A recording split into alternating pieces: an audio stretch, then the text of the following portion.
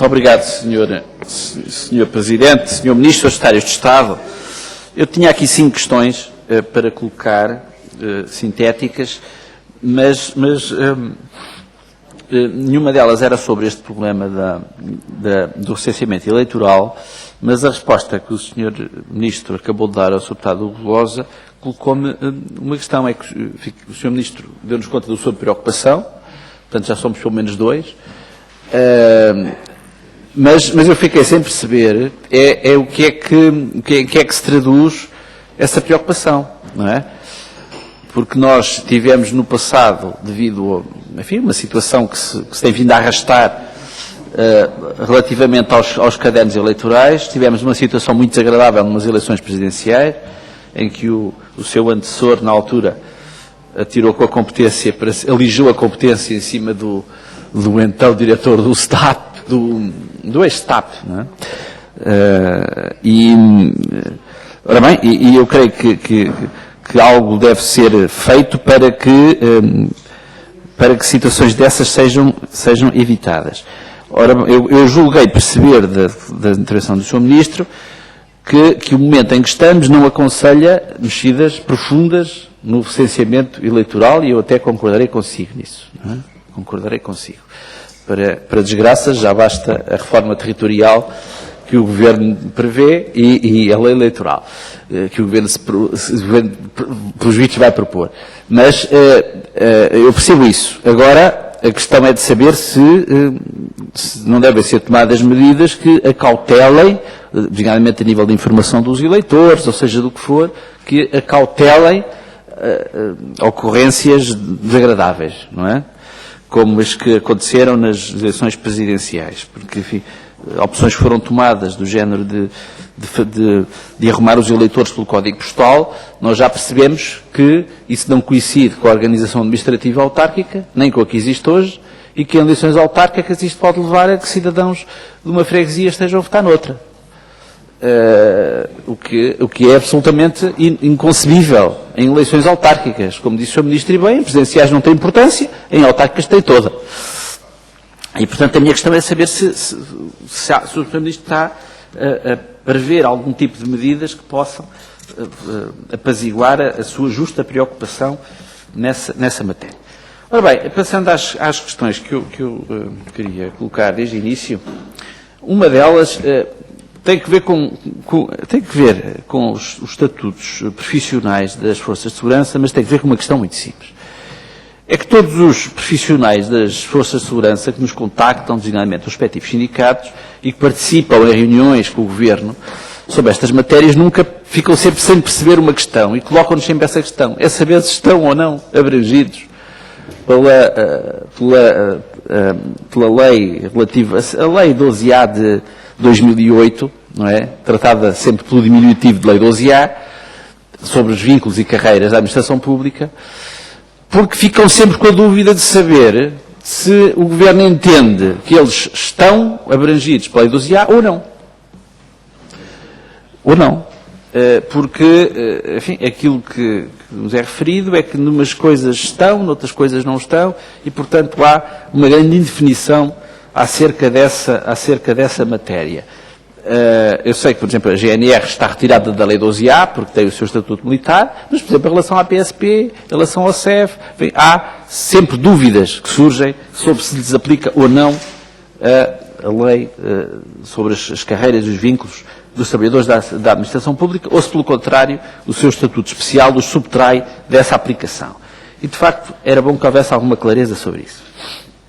Uma outra questão tem que ver com o seguinte: eu gostaria de saber como é que está a magna questão que trouxe cá o Sr. Ministro no seu início de funções, que é a transição para o regime remuneratório das forças de segurança a aplicar a partir de janeiro de 2010.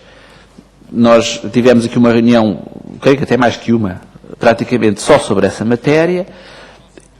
Ao que julgo saber, na PSP ainda estarão cerca de 17 mil elementos fora desta tabela. O Sr. Ministro confirmará se é assim ou não e dir-me-á o que é que tenciona fazer relativamente a esse aspecto.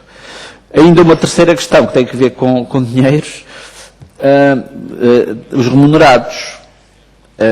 Também era suposto que em janeiro deste ano tivesse entrado em vigor uma nova tabela de remunerados, que também, ao que julgo saber, até era bem aceite pelos destinatários, mas não entrou em vigor. E, portanto, gostaria de saber também o que é que está previsto nessa matéria. Uma outra questão é a seguinte. Aqui há uns dias atrás saiu no Diário de Notícias uma notícia acerca do CIVIC. Nós também já falámos aqui desta matéria há uns tempos atrás. O Sr. Ministro já me disse para quando é que se previa que estes radares da costa estivessem concluídos, porque ainda não estão, porque houve vários atrasos, mas a questão é a seguinte. Uma questão que é suscitada, segundo se noticia por uma auditoria do Tribunal de Contas, tem que ver com a insegurança que pode ser gerada pelas subcontratações. Este projeto terá sido contratado, adjudicado a uma empresa espanhola, só que essa empresa espanhola subcontrata a outras empresas, que por sua vez também subcontratam a outras, não é? E perde-se o Estado português, perde o controle sobre quem é que está a fazer o quê.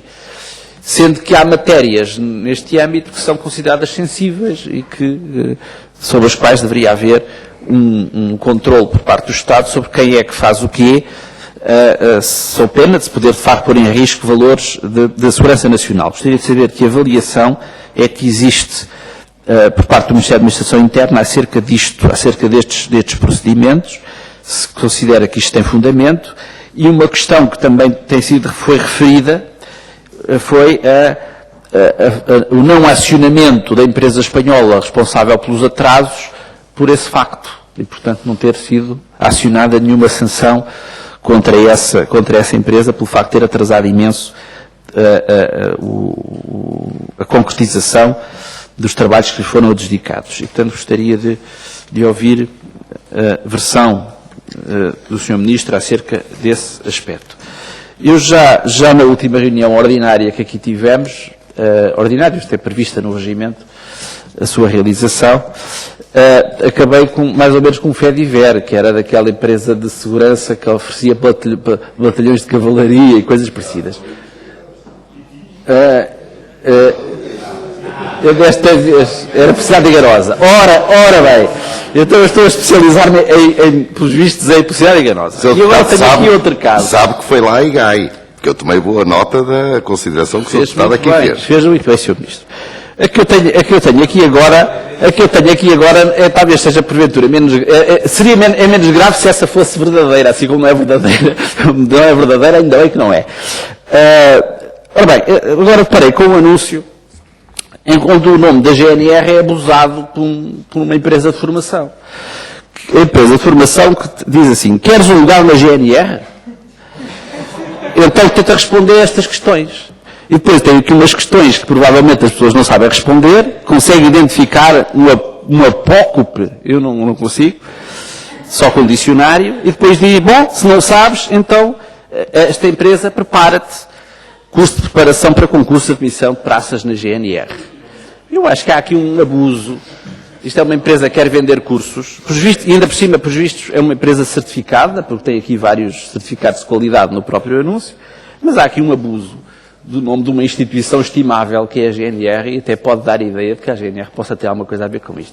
E, portanto, eu mais uma vez termino esta minha intervenção com o Fediver, que deixo ao cuidado do Sr. Ministro e do Sr. Secretário de Estado, que tiveram tanto cuidado da última vez. Aqui está, não prometo que em todas as reuniões ordinárias eu traga Fedivers, mas quando eles ocorrem.